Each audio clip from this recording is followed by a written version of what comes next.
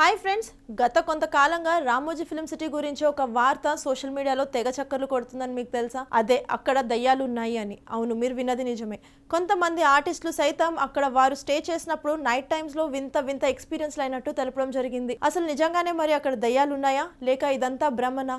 అసలు ఎందుకు ఎన్నో సినిమాలకి కేర్ ఆఫ్ అడ్రస్ గా మారిన రామోజీ ఫిల్మ్ సిటీకి ఇప్పుడు దయ్యాల నివాసంగా పేరు వస్తుంది? ఒకవేళ దయ్యాలు నిజంగా అక్కడ ఉండి ఉంటే అలా ఉండడానికి గల కారణం ఏంటి అన్నటువంటి ఎన్నో విషయాలను మనం ఈ వీడియోలో తెలుసుకుందాం. సాధారణంగా ప్రస్తుతం తెలుస్తున్న వివరాలను బట్టి రామోజీ ఫిల్మ్ సిటీ అక్కడ నిర్మించడానికి ముందు ఆ స్థలానికి ఒక పెద్ద హిస్టరీనే ఉండడం జరిగిందట. ఇంతకీ ఏంటి ఆ హిస్టరీ అనుకుంటున్నారా? మరి దానికి సంబంధించిన వివరాల్లోకి వెళ్తే, హైదరాబాద్ అవుట్స్కట్స్ లో నిర్మించబడిన రామోజీ ఫిల్మ్ సిటీ స్థానం అనేది నిజాం నవాబుల కాలంలో యుద్ధ భూమిగా ఉండేదట. ఇక్కడ జరిగిన ఎన్నో యుద్ధాలలో కొన్ని వేల మంది సైనికులు మరణించడం కూడా జరిగింది. అలా మరణించిన ఆ యుద్ధ సైనికులే ఇంకా అక్కడ దయ్యాలుగా మారి తిరుగుతూ ఉన్నారు అని అందరూ అనుకుంటున్నారు. ఆ మాటలకు తోడు అక్కడ వింత అనుభవాలు ఎక్స్పీరియన్స్ అయిన కొంతమంది వ్యక్తులు ఆ విషయాలు బయట పెట్టడంతో అక్కడ నిజంగానే దయ్యాలు ఉండి ఉండొచ్చు అన్న అనుమానానికి బలం చేకూరుస్తుంది. కానీ ఈ కాలంలో నిజంగా దయ్యాలు ఉన్నాయి అంటే చాలా మంది కూడా నమ్మడానికి ఇష్టపడరు. మరి మీరు ఈ విషయంలో ఏమనుకుంటున్నారు? నిజంగానే అక్కడ దయ్యాలు ఉండి ఉండొచ్చా లేక ఎవరైనా కావాలని రామోజీ ఫిల్మ్ సిటీని బ్యాడ్ చేయడానికి ఇలాంటి వార్తల్ని స్ప్రెడ్ అయ్యేలా చేస్తున్నారా? వీటిపైన మీ అభిప్రాయం ఏంటి అనేది కింద కామెంట్ సెక్షన్ లో తెలియజేయండి. అండ్ ఈ ఇన్ఫర్మేషన్ మీకు నచ్చినట్లయితే వీడియోని లైక్, షేర్ చేయడం మర్చిపోకండి. Thanks for watching.